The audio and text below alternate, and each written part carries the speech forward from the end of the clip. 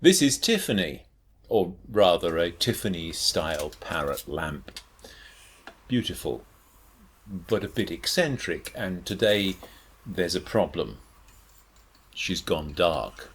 In changing her bulb, I found myself thinking about another kind of Tiffany problem. Not stained glass, but storytelling. Why do some character names disrupt your absorption in a story like a flickering light bulb? The Tiffany Effect describes a jarring moment when a character's name feels too modern or too out of place for its setting. The classic example is Tiffany, which sounds like a 20th century name, although in fact it was in use in the 12th century. The effect is psychological, of course. The name clashes with our expectations, not with history. Fantasy and SF writers are not immune. Take George R.R. Martin's A Song of Ice and Fire. Brandon Stark, Joffrey Baratheon, these names pulled me up short when I was reading the series. They both felt too modern, too American. And Joffrey reminded me of a World War I general, Joseph Joffrey, whose name adorns a Brussels street near where I used to live, and along which I used to walk to a local park. I'm wrong, of course. Joffrey has nothing to do with Joffrey, which is anyway pronounced something like Joffre. Joffrey is an alternate spelling of Geoffrey, and that's a name that goes back to the Middle Ages, or further. Meanwhile, Brandon is either from the Old English meaning Broom Hill, or possibly from an Old Welsh word for prince or chieftain. There's a possibility the name Bran has a link to an ancient Gaelic name for raven or crow, which Martin must have been delighted with.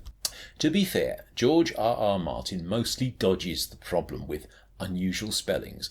Caitlin for Catherine Stark, for example. Jamie, spelt A-I, instead of Jamie, spelt A-M-I-E, for Jamie Lannister.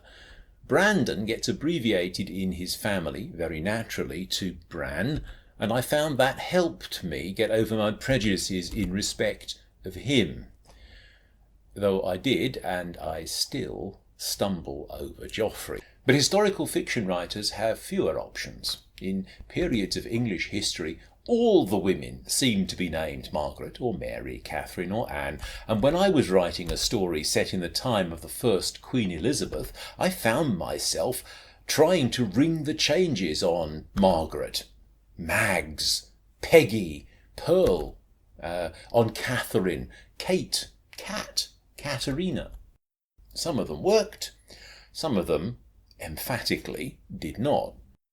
Imagine my joy when, in a contemporary document, I stumbled across Agnes spelled phonetically as Anis.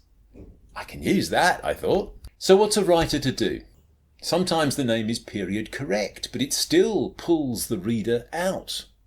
The trick, I suppose, is rhythm, resonance, sometimes revision, a nickname, a phonetic spelling, a fresh lens. Tiffany wasn't the problem. She just needed a new bulb to shine behind me on my windowsill.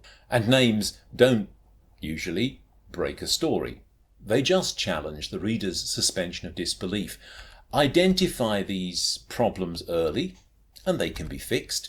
Names, like bulbs, can be swapped out. There's more to explore on this topic, so I may revisit it in a later video. But for now, that's me done. Thanks for viewing thus far. If you like the video, give me a thumbs up.